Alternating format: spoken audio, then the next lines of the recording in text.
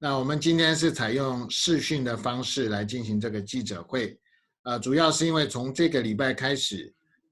联盟实施严格的分流上班的这个制度啊，那会长志阳这边今天不能进到办公室去啊，那另外也为了减少那我们所有参与会议的人的奔波，还有在这个路程上，因为搭乘公共交通运输增加的染疫的风险，我们决定我们的会议采用视讯的方式，那连带会议后的这个记者会也采用我们视讯的方式哈，那也请大家见谅啊，如果有任何不方便，请大家见谅。好，我们刚刚经过讨论啊，我们有以下的决定，我们联盟是一向对于防疫的态度就是配合政府超前部署啊，所以我们前几天密集的跟中央以及地方的主管机关进行沟通、咨商跟协调，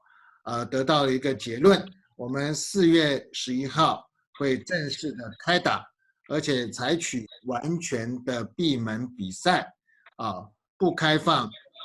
任何的观众入场，包括150位的计票的这个球迷也不开放。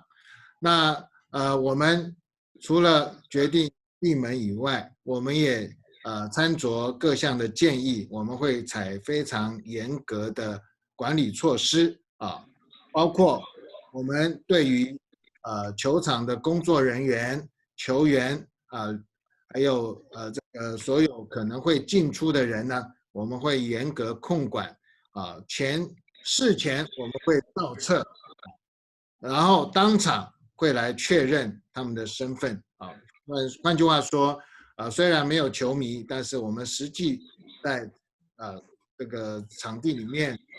上班工作的这个所有的人员都会有记录我们都会严密的控管没有任何的闲杂人等可以进去那这个是第一个部分。那第二个部分，那我们也会采取必要的措施在有一些球场呢它虽然不开放球迷进场，那它在周边仍然有可能透过某些角度来观看，以至于引起的这个群聚的一个效果。我们也请各球团在场地上面做适当的这个布置避免的球迷有这样子在场外群聚观战的这样子的一个机会那另外我们也决定了所谓应援的部分只限于主场的啦啦队进场应援客队呢不得派任何的人员在场上加油应援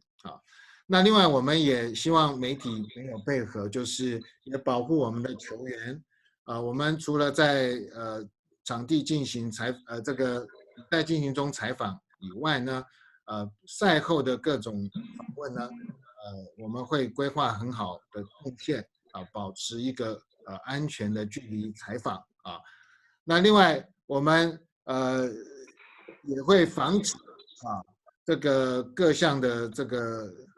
在各种措施来防止我们球员跟球迷近距离的来接触我们都知道球迷非常爱球员但是我们爱护他，我们也要保护他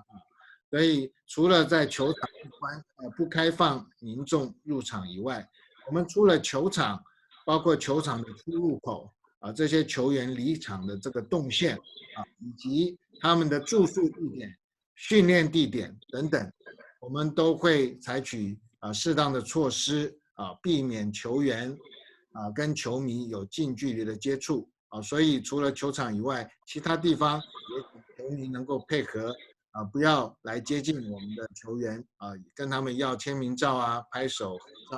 合照等等这个都是我们严格的来执行我们也希望球迷能够见谅来配合